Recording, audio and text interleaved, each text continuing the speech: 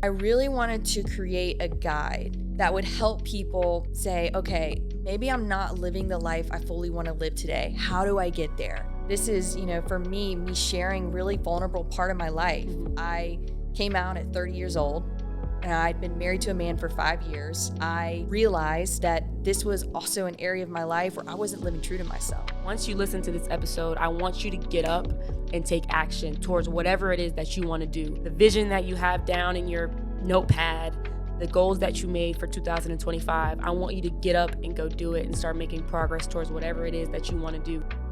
Welcome to Progress Department, the podcast. This is a long time coming for real. Like, I don't think anybody knows how much I have worked to try and make a space like this. This is third, fourth, fifth try in the trial and error process. So thank you for being here. This is a safe space. Progress Department was an idea that I had. I just wanted to create an environment for people like us. And actually, that was the first podcast that I had. It was called For People Like Us. And so it kind of grew into Progress Department. And, I just wanted to create a space for people like us. So thank you for being here, Dee. Yeah, thank you for having me. I'm so proud of you. Like, I've seen, the work, and I know there's so much more that goes on behind the scenes. So I'm honored. I'm honored to be here, and yeah, just excited for this. Yeah. We're going to get real raw. I hope y'all know. I'm talking to Dee, but I do thank you for being here. We're going to kind of dive right into it because I kind of want to hit some things on the head from the start. Yeah. You will see what Progress Department is about from this episode. I kind of will go back into the mission of the podcast and the mission of the brand, because ultimately it's going to be a brand. And so, yeah, let's get into it. Let's do it.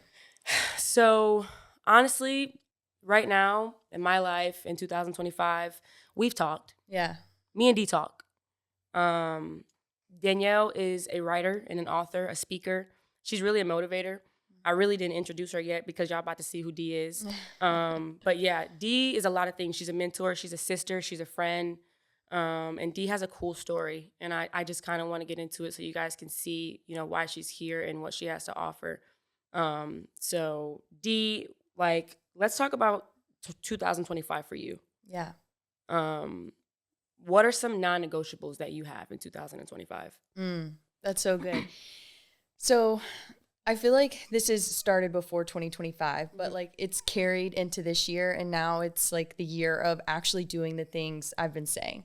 I think I sent you a text about that. And I was like, no more talking. It's time for action. Right. And we were both like, yeah, that's it. That's what this year's about. But for me, it's not settling.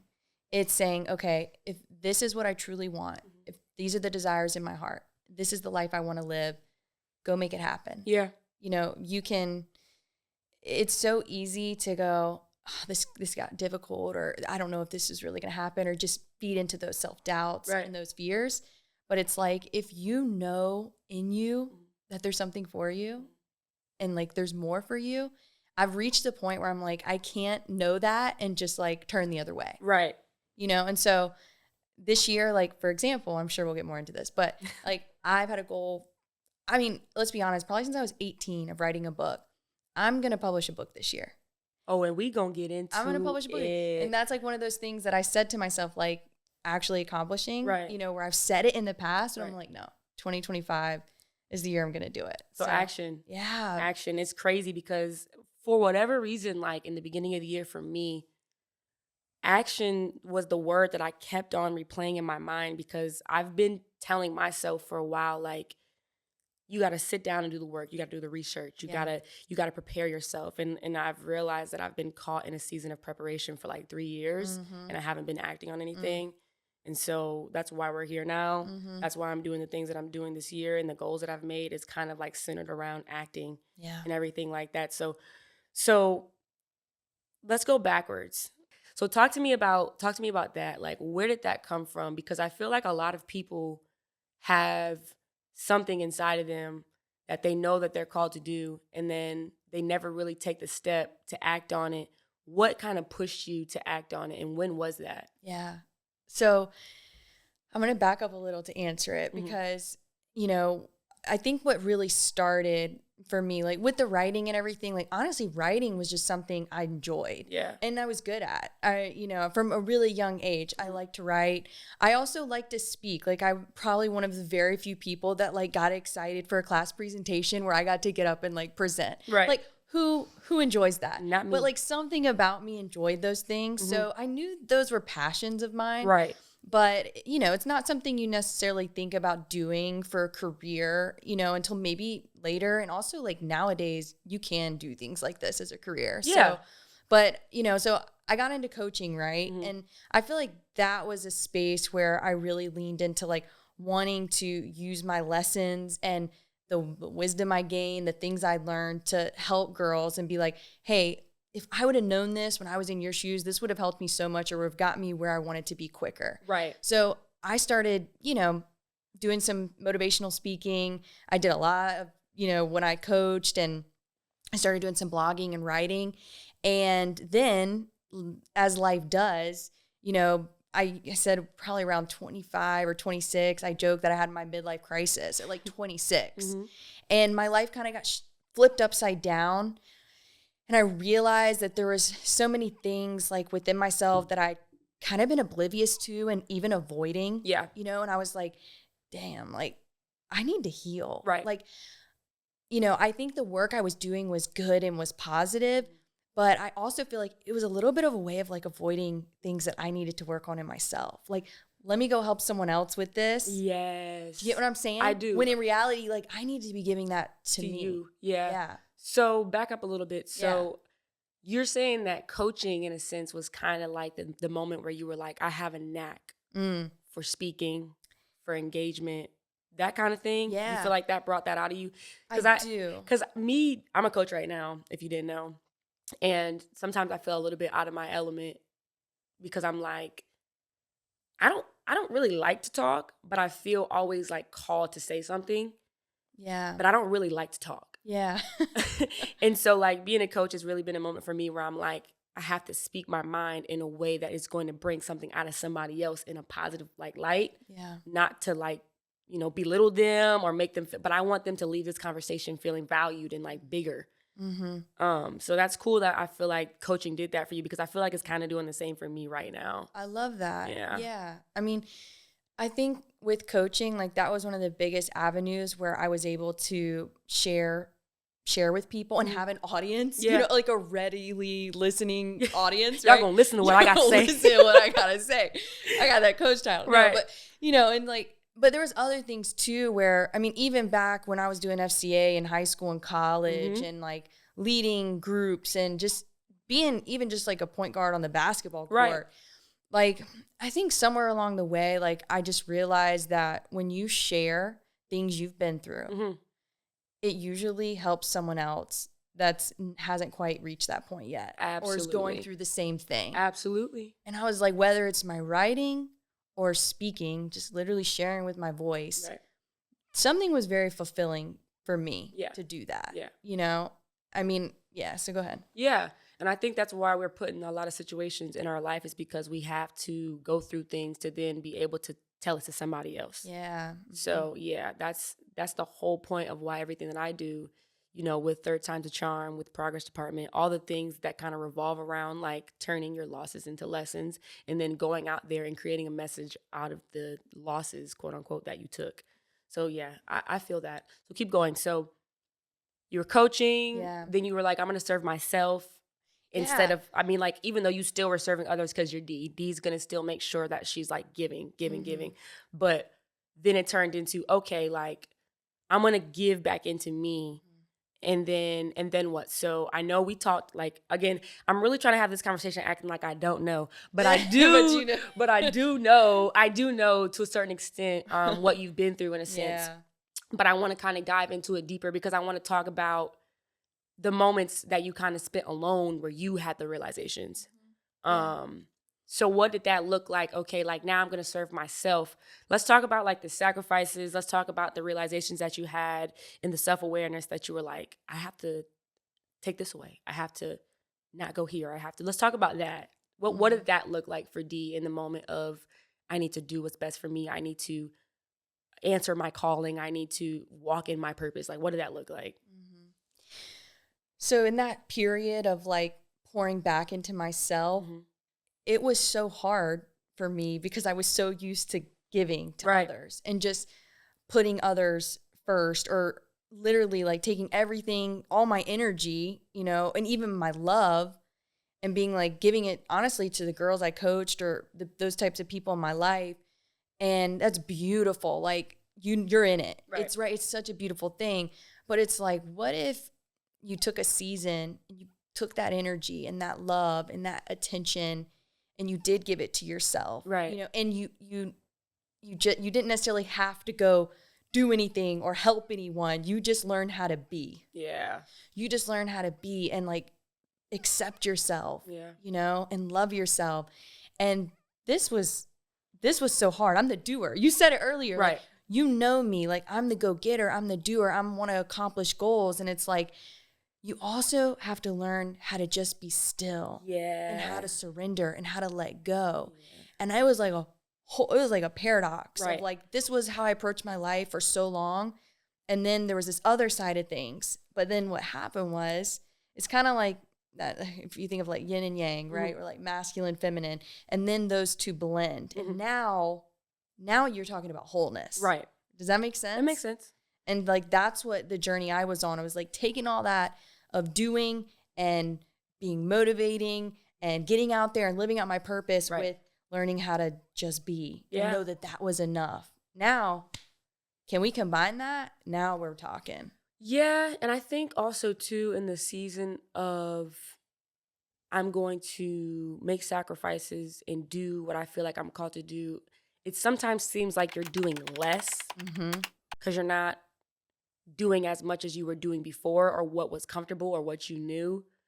But the growth is obviously in the discomfort and like the moment where you don't really know what's going on. Like any time in my life where I was like, I don't know what I'm about to do in a year from now, or I don't know what I'm about to do in 6 months from now. I mean, I'm in that moment, I feel like all the time. I'm not really the kind of person who can tell you where I'm going to be in 2 years or 5 years. I hate stuff like that because I feel like it's kind of a box.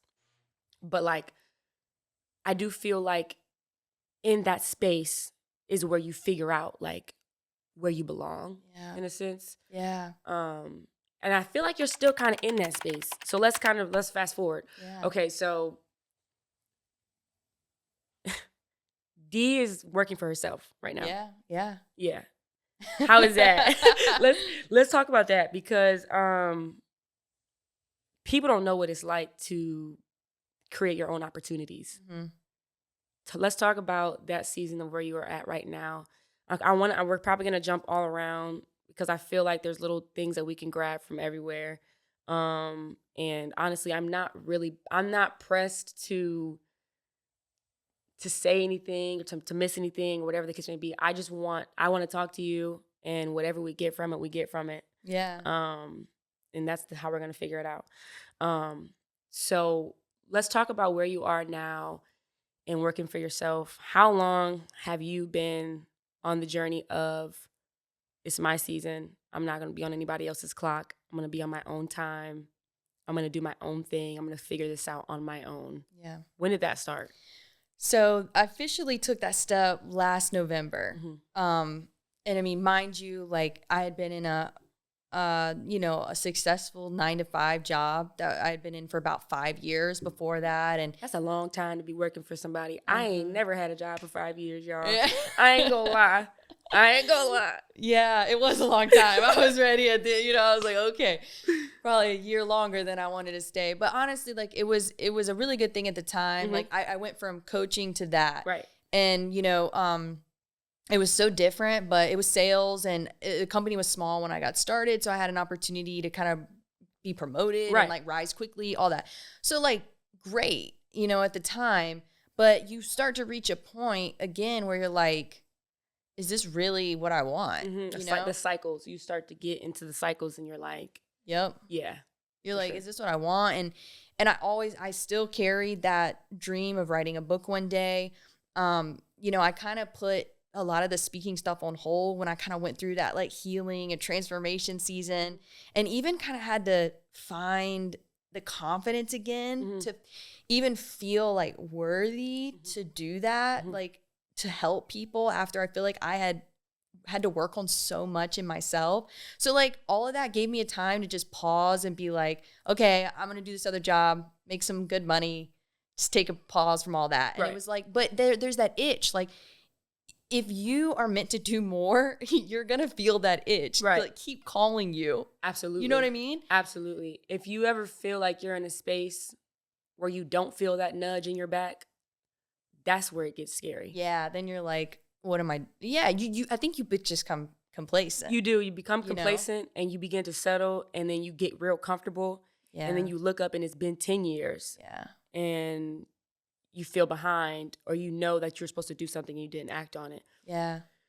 I want to talk about the steps that you took to get to this space. Yeah. So you said you started working for yourself in November. Mm-hmm. What did that look like in that season? Like, let's talk about the thoughts and emotions that you went through, because I have kind of been in and out of that space since I left college. Yeah.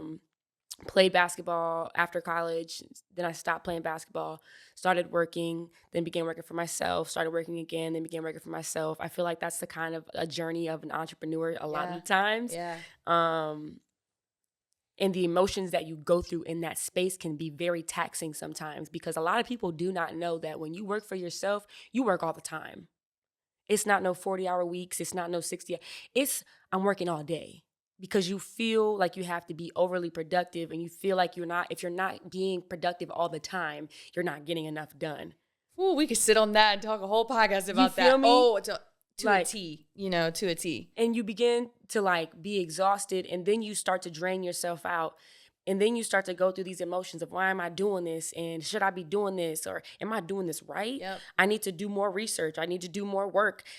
This isn't hitting. These TikToks and these Instagrams aren't like, you know what I mean? Yep. So let's talk about those emotions. Ooh. Let's start from the beginning in November. Like, I'm sure you were on a high in November, or were you not on a high? What was that like? Okay, so many good things there. So let's start with what you were just saying about November and those emotions. Mm-hmm. Also, just really quick, I want to say, to your point about entrepreneurship, if we were to record this yesterday, you would have probably seen a girl that like had been crying and stuff. It was one of those entrepreneur days, right? Like that's just the reality of when you do this. But backing up, I wanted to take that step back in April, but I'll be honest with you, I was afraid. Like I had a lot of security in my job, like point blank period. If that alone, like that was keeping me, of just like knowing a paycheck was going to come in every week, and things like that. And so I think there was a lot of fear there, but ultimately I'll tell you a quick, really cool story though. I went on a trip to Lake Tahoe with this group that I've been a part of. And it's a very like growth minded, a lot of entrepreneurs in the group. And it was a retreat. Mm-hmm. And on the retreat, somebody's talking one night, giving her spiel, to the group.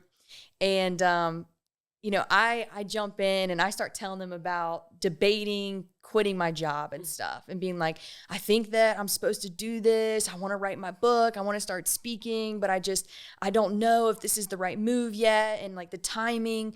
And, they just start asking me like, what would it take for you to feel free? And then they were like, okay, when do you feel free in your life right now? And I was listing off all these things, like when I travel and when I'm doing this and when I'm writing, that makes me feel free. And then they were like, well, what makes you not feel free? And I was like, being in my job. I think we can all relate to that, right? And then the whole room, literally, it was hilarious. The whole room was like, quit your job, quit your job.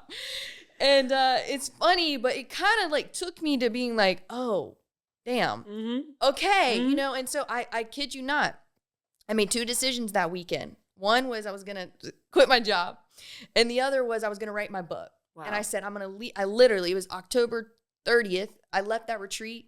I came back the next day, November 1st or whenever it was, right? I met with our CEO and I said, I put in my 2 weeks, and wow. There comes a point where like I had all of the fears, and I don't have I had a plan, I had made some plans, right? You got to have a plan. I will say that. Like, right. You don't just jump with no plan, but you're not going to know everything. There's a quote that a mentor of mine says a lot. It's clarity over certainty, meaning I wasn't certain what would the next 6 months would look like, but I was clear that it was time for me to take that Absolutely, step. right. And so anyways, all that to say, like, I really, I had some plans, but I quit with a really big focus, and that was to write my book and to give myself time to actually do the thing that I've been wanting to do for a really long time. Wow. So that moment was a high. Yeah. That moment was a high. Yeah. Let's talk about when you hit the first low. Mm. And okay, I'm doing this. It's been a month or two now. This is going great, or this is going exactly how I thought it would go in a sense of I'm doing the work. Because I feel like a lot of the times as entrepreneurs or as anybody who has a vision, like you said, you have to have a plan. Stick to the plan and do not necessarily measure your progress by the results. Mm-hmm. Like, measure it by doing the work. Yeah. If you have a plan, I'm going to post X amount of videos. I'm going to write this amount of pages. I'm going to do this amount of engagements. That is kind of how you should measure your progress. That's, at least for me, that's how I have measured my progress, because the outcome is not, it's not what you're going to, like, it's not ever what you think it's going to be. So what was that moment like for you when you hit your first low of, what am I doing? Mm-hmm. What was that like? Mm-hmm. Talk to me about that. I can think of multiple moments over the past few months. I think one of the first times was attempting to write the book and having a hard writing day, like feeling like I literally got nothing on the page and being like, what am I doing? Mm-hmm. Like, do I even have a book in me? All of these doubts, and anytime, like, if there was ever a day where, again, where you're maybe don't feel like you accomplished as much as you wanted to, it can be really easy to start going down a downward spiral where you're like, oh, I wasn't productive today. I didn't get anything done. And then if you carry that into the next day, next thing you know, like, you're not going to get anywhere. So I will say, like, the other moment is, again, another thing that would come up is like the fear around having enough money and stuff to do everything. Right. All those fears of like, I budget every day and stuff, and looking at your budget and the realization that this next month, that check that always came wasn't coming, that I had to find out a new way to bring in that money. You know what I mean? And that's when you're like, you have your freak out moments, right? But I think to your point, it's like you're working your butt off and you're like, dang, this reel got 100 views and I just spent how much time on that? And it's so easy to just start getting in your head and doubting yourself and getting down. And I have those days, but I have learned, like, you got to cap it at a day. You do. You got to cap it at, you go sleep and you start the next day like it's a brand new fresh day, and you forget everything that happened the day before, because like that's how you keep building progress. But the reality is, like, I will say this though, because I think this is important too. I've woken up so many days literally being like, this is what you dreamed of. Right. You woke up and you made your cup of tea, and the first thing you did was write today. And you didn't have anything else you had to do till noon. You just got to write your book. Mm-hmm. And that's what you've been envisioning. Right. Is having the freedom and the time to do that. So, like, really hard days, really fulfilling days. Yeah. And it's learning how to, like, just live in the midst of all of it, Right. Wow. And so now we're in a space where I want to talk about the book. Let's get into the book, because I remember coming over your house maybe like, I think this was in like 2019. This was a long time ago. I came over to your house and you had told me that you had a book, or you were thinking about writing a book, or I can't remember if you wanted to write a book or what. Mm-hmm. But I remember you telling me that, and I remember leaving your house thinking, like, she can write a book. Like, she's got a book in her. The book in itself, I kind of want you to dive into what we can expect, because I know about Danielle's journey in a sense where Danielle was a hooper. Danielle was a grade like A hooper. Danielle got hurt. Yeah. You got hurt. You got hurt multiple times. I did. She went through a lot of different injuries. Yeah. And kind of like hoops changed for you. And then, there's so many things that you've been through. So I know this book is about to be juicy. What's the process been like writing the book and stuff like that? So I will say I remember, I don't know if it was that conversation or another one though we had about writing the book. Mm-hmm. And I remember telling you a little bit about it and my ideas. And you were like, you were basically like, so go do it. Like literally you were like, so go do it. And when I was writing the book, Fee, I thought to myself, Fee's going to be proud. I'm doing it. Like literally it was 3 years later, Yeah. but it was the truth though. I mean, we didn't even talk about this, but Mm-hmm. I wrote a rough draft of a book in 7 weeks. Like when I said to myself, this is what I'm going to do and put my mind to it, I did it, That's crazy. But I had to create that space to do it, And so to your point, yeah, there's so much in this book. I mean, in a nutshell, I really wanted to create a guide that would help people say, okay, maybe I'm not living the life I fully want to live today. How do I get there? A guide to really like embracing your authenticity. By that, I mean, what you truly want, what you truly desire, what's right for you, those dreams in your heart, embracing that, and then not being afraid to take bold leaps of faith to go get it. And I've done that. Like I've done that in my life. We talked about the job thing. That was a big leap of faith, but that's not the only one, And so I've learned though that like when you take these bold steps toward creating your dream life, there's a lot, like we were just talking about, there's a lot in the midst of that you have to overcome. And this book is about the tools, the things I used, all of that, all those lessons that helped me ultimately get here and be the person I am today. Right. And it's funny because as I was writing it, I realized that so many of the lessons I had learned that helped me in this season now are lessons that I learned from the court when I tore my ACL and when I was going through these challenges as an athlete and stuff. It was like God was like starting to already prepare me and give me all of that. And it's just continued to help me and shape me. And so I pull from a lot of those stories. I've got other stories. Like, my story, but I know everybody else doesn't, but we talked about being raw. Like ultimately, like this is, for me sharing really vulnerable part of my life. Mm-hmm. I came out at 30 years old. And I'd been married to a man for 5 years. I realized, that this was also an area of my life where I wasn't living true to myself. And that led to me making a really hard decision and taking a really bold leap and going for basically starting a whole new life. And it was like that whole process changed me so much. But it also, like on the other side of it, I can't tell you how much freedom, how much joy, how much peace I found. Yeah. And I said to myself, I want everyone, if they have that desire, maybe it's not to do that in their life, but to just go from like not fulfilled to fully fulfilled and free and happy. Like, how can I help you do that? Yeah. How can I help you get there? And what's your advice to anyone who knows that they have a vision or they have a calling that they're not walking out? Yeah. What's your advice to anybody as far as like that first step? What does that first step look like when you're like, I'm jumping out the box? You know what I mean? What does that look like? What's your advice on that? Because I think it's easier said than done. I would say this is the foundational piece, is it's honesty. And it's not just about being honest with yourself about what you want or what you want to create in life. It's being honest as well about what's been holding you back. And being able to look in the mirror and say, is it fear? Is it shame? Is it unworthiness? Just that feeling of, I'm not good enough. I can't do this. Mm-hmm. But when you start to get honest and put it on the table, now you can actually get somewhere. And you can say, because I think that's the thing too, is like, I had to be honest with myself.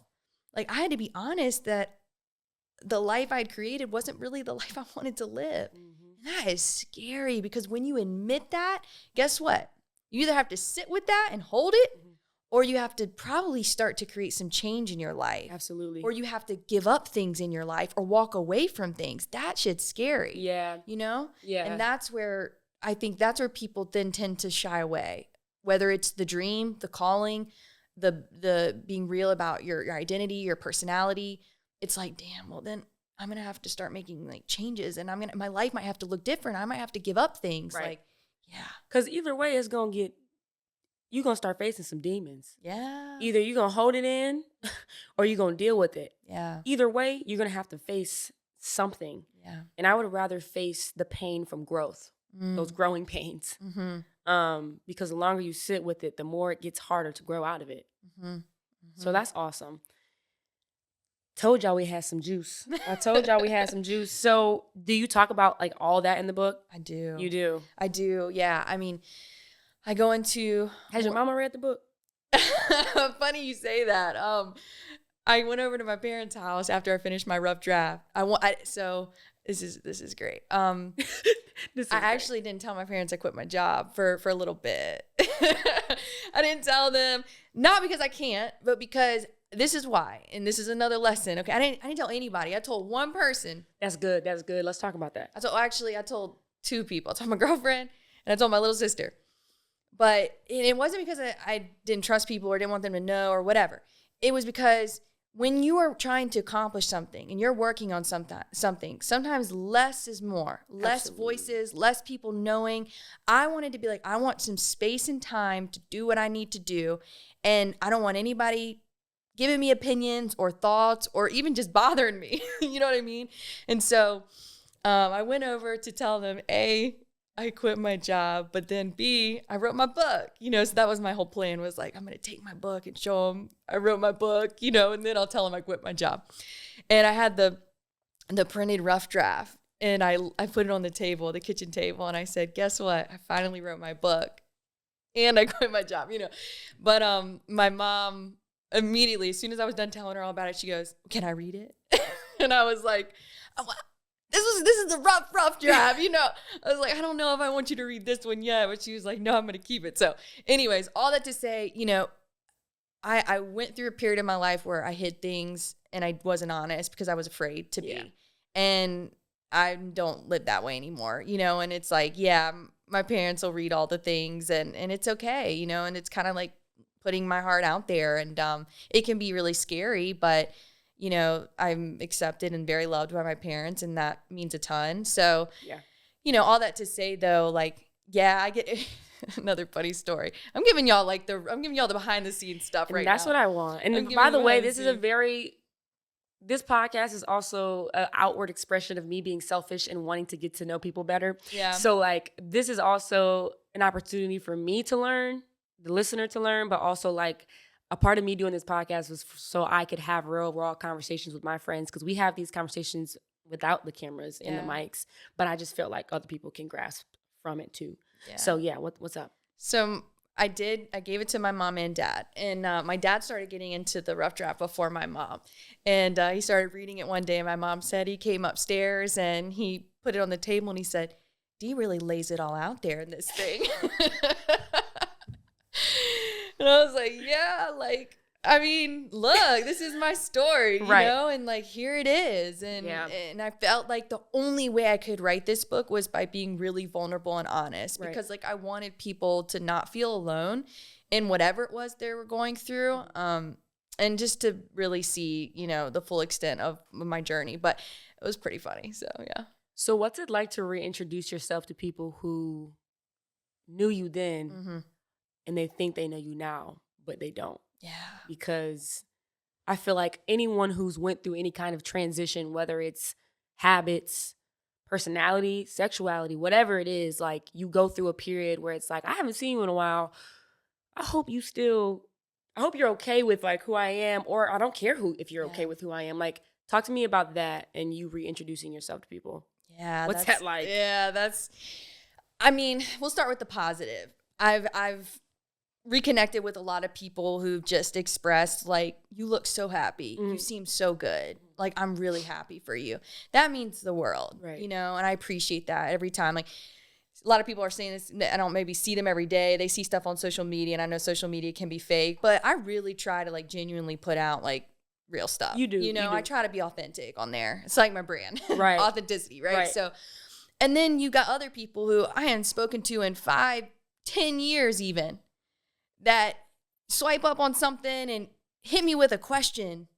And it's not even like, hey, how you doing? It's just like some random question, kind of questioning my choices or whatever. And it's like, why? You know, I mean, and I'm happy to talk to you, but can I just get a hello? Right. How's it going first? So, you know, I will say like initially there was some anxiety for me, right? Like I had made big changes.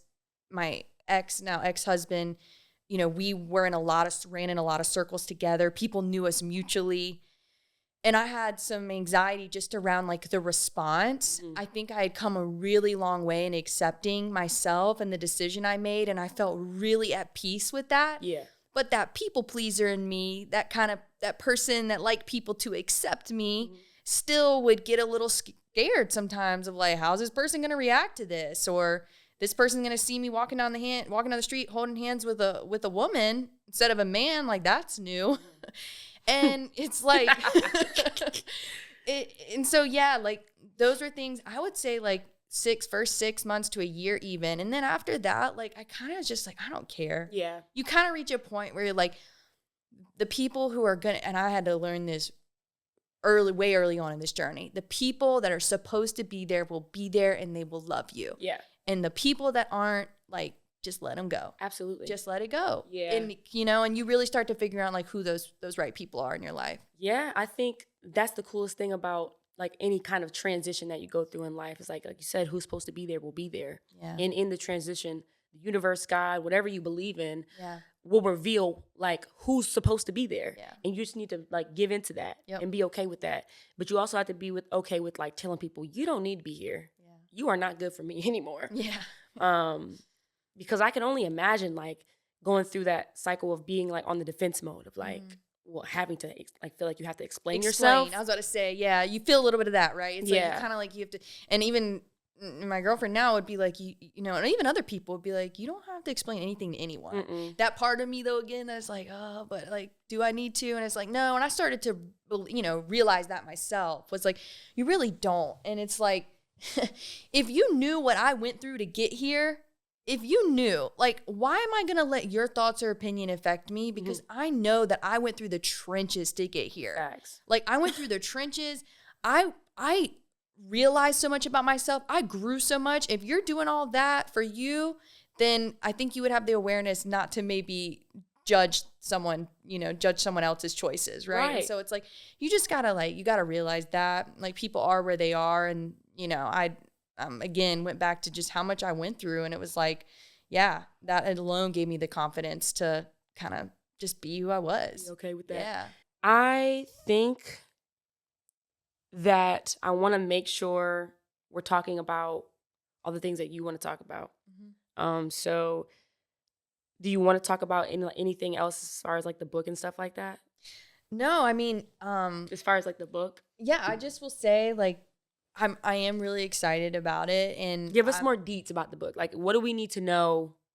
What do we need to know about the book that's coming out? Yeah. So I haven't dropped the title yet. So stay tuned for that. But my goal is honestly to get it out this year. You know, I'm probably gonna go a self-publishing route because I want this to.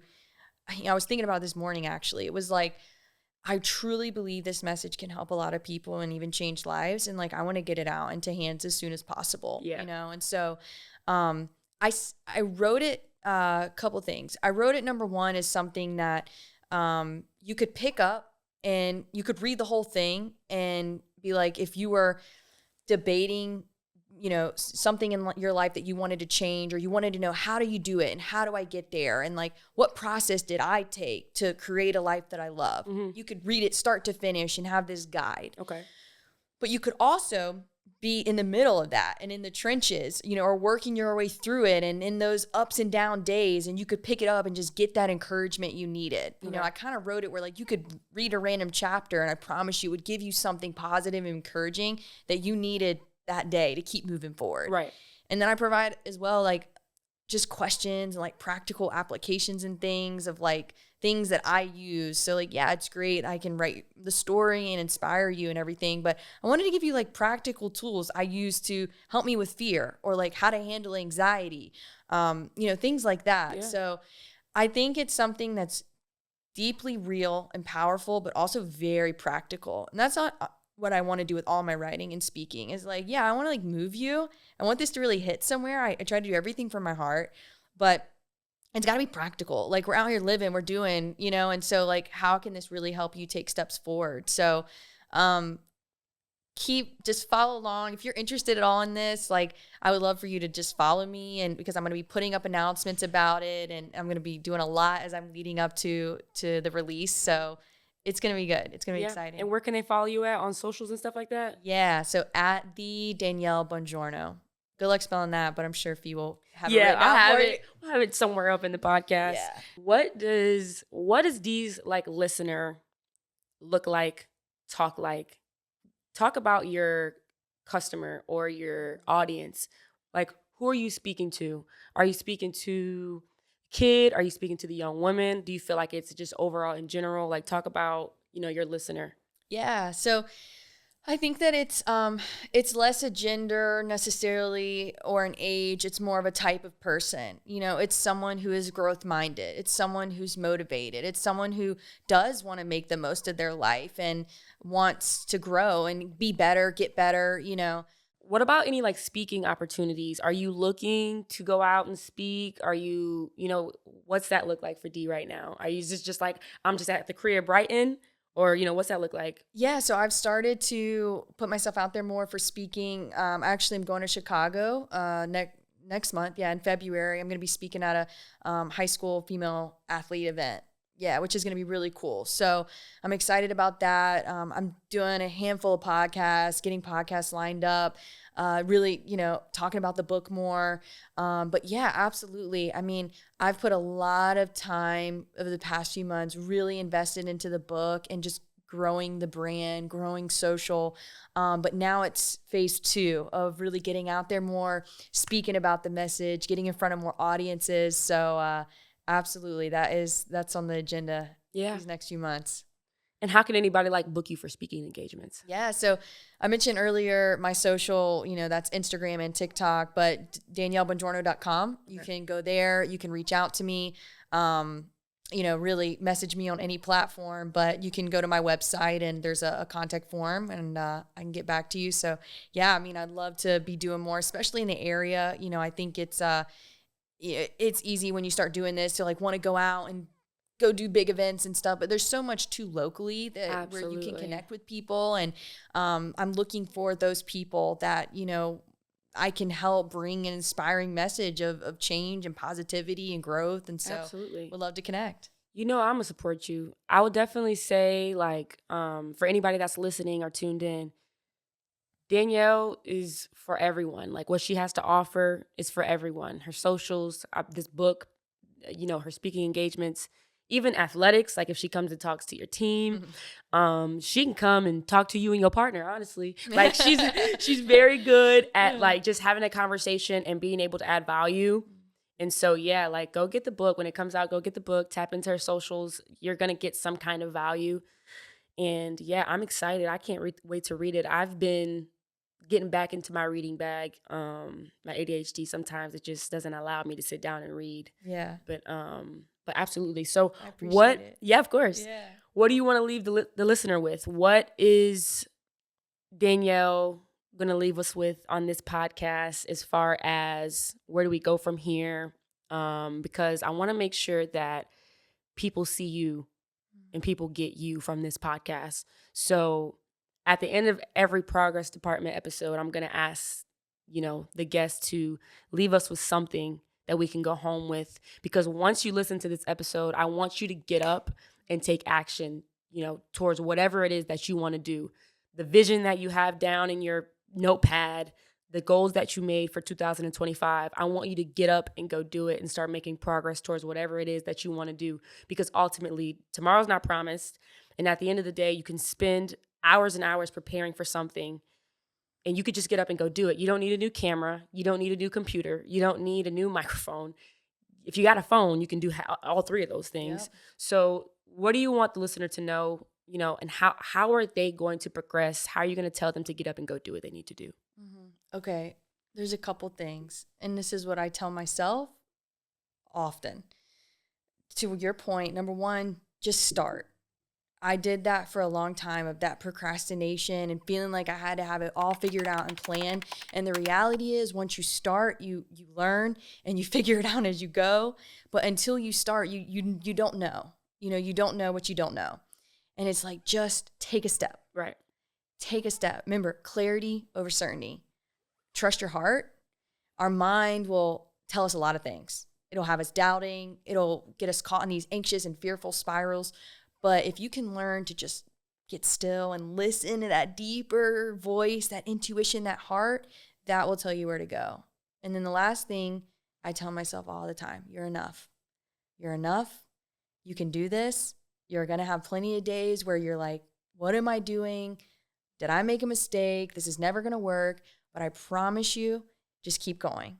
Like, there's so much goodness. You and I have experienced it. When you push past those days of doubt and those moments where you don't feel like you can do it, and you push past that, you find that success eventually. It always comes. Like, doesn't matter how difficult it is. If you don't give up, you will get there. So that's what I would leave you with. That's what's up. That's what's up. Thank you for being here, Dee. Thank you for being here, listener. This is the Progress Department podcast. Follow us on Instagram. You can follow us on YouTube. Actually, on YouTube, everything will be under my personal channel, so you can go ahead and search up Felicity. I'm the only Felicity on YouTube. I didn't. That was a surprise, but that's probably for a reason. Yeah. So the Progress Department podcast will be on my personal channels. And if you follow us on Instagram, you're going to see a lot of different content about motivation, tips, and hacks, just encouraging you guys to get up and go do whatever you need to do for today. Thank you for being here. And yeah, this is episode 1. Peace.